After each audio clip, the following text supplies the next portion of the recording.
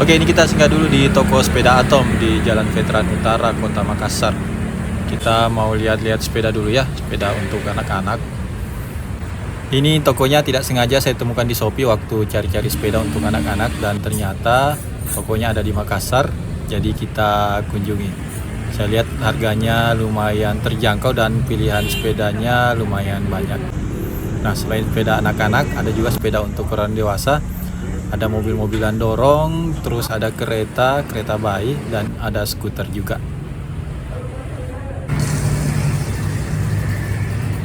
Oke, jadi bagi teman-teman yang mau ke sini bisa search lokasinya di Google Map. Ini posisinya masuk di Jalan Veteran Utara, pas tepat di perempatan lampu merah Masjid Raya dan Jalan Bandang. Posisinya ada di sudut sini, namanya Toko Atom.